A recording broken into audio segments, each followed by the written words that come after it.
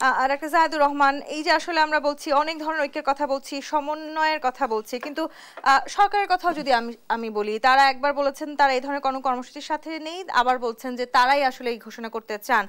সমন্বয়কদের মাঝেও আমরা দেখছি এক ধরনের দূরত্ব বাড়ছে। তার মানে কি সমন্বয়কদের সমন্বয়হীনতা বাড়ছে? সরকার বলেছিলেন যে ছাত্রদের ঘোষণার সাথে তারা নেই এবং এর পরবর্তীতে তারা নিজেরা করবেন বলে ঘোষণা দিয়েছেন। এটা একটা সব বিবেচনা একটা ভালো সিদ্ধান্ত হয়েছে।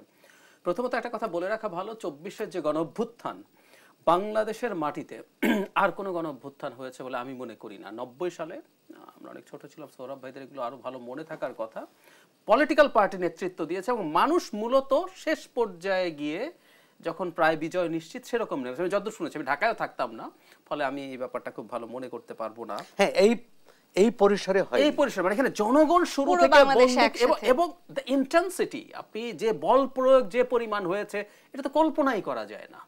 এর সাথে পুরো ওই লাস্ট মুভমেন্ট, যখন মুভমেন্টটা হচ্ছে ওই মুভমেন্টে কয়জন মারা গেছে গুলিতে, আর এখানে কি হয়েছে। সো জনমানুষের যে মানে অসাধারণ একটা মুভমেন্ট, এটাকে আমাদের একটা প্রক্লেমেশনের মধ্যে আনা উচিত এবং এর মধ্যে নিশ্চিতভাবে ৯০ও একটা ল্যান্ডমার্ক, কারণ আমাদের স্বাধীনতার পর। কিন্তু একটা বাজে বিতর্ক তৈরি করার চেষ্টা করা হচ্ছে কারণ আমরা জানি এই মুভমেন্টে সব দল মতের মানুষ ছিলেন। তারা কেউ বলার চেষ্টা করছেন ২৪-এর যে গণঅভ্যুত্থান হয়েছে এর ভিত্তিতেই ভবিষ্যৎ বাংলাদেশ তৈরি হওয়ার রসদ আছে, যেটা আমরা অত্যন্ত স্ট্রংলি কন্ডেম করি। আমাদের ৭১কে ভিত্তি ধরেই সব করতে হবে এবং ২৪ আসলে কার্যত ৭১-এর একটা কন্টিনিউয়েশন। সাম্য, মানবিক মর্যাদা, সামাজিক ন্যায় বিচার। কিন্তু আবার ৭১কে ভুলে যাওয়াও তো আমাদের পক্ষে একেবারেই সম্ভব নয়। সংবিধানকে কবর দিয়ে দিব এই ধরনের শব্দ ব্যবহার করা থেকেও তো একটু বেরিয়ে আসতে হবে। ইম্পসিবল, কিন্তু প্রক্লেমেশনেও কেউ এটাকে চাইছেন এটাকে ওভারশ্যাডো করতে, কারণ ৭১ কেউ গর্ব নিয়ে বলেন, ৭১ তো কারো লজ্জার ইতিহাসও, তাই না? সুতরাং তারা চাইবেন এটাকে যত সরিয়ে রাখা যায়। সো প্রক্লেমেশন সরকার করছে, দ্যাটস ফাইন। কিন্তু যে কথাটা বলা জরুরি, সৌরভ ভাই খুব ব্রাইটলি বলছেন যে সবকিছু করছেন ওনারা, হঠাৎ করে নিজেরা একটা প্রক্লেমেশন ঘোষণা করে দেবেন যেটা বিভেদ আরো বাড়াতে পারতো। এক হলো তাদের সাথে অন্যান্য রাজনৈতিক দল এবং অন্যান্য সংগঠনের, আপনি তো এটা করা ঠিক হয় না।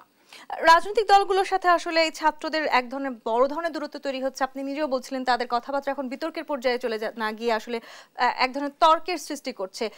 সেখান থেকে আসলে আমাদেরকে বেরিয়ে আসার উপায় কি, সেটি নিয়ে তাদের সাথে এক ধরনের বসবার বা সংলাপের কোনো সুযোগ সম্ভাবনা আছে কিনা? উচিত, তাদের সময়টা দেওয়া উচিত ছিল। যেমন এই যে এখন রিপোর্টগুলোর পর প্রধান উপদেষ্টা ঐক্যমত্য কমিশন যেটা আছে, আমাদের ৬ কমিশনের ৬ চেয়ারম্যান অত্যন্ত রেসপেক্টেড মানুষ, গুরুত্বপূর্ণ মানুষ, তারা বসবেন, সেখানেই আলোচনাগুলো হোক, কতটুকু কথা হবে।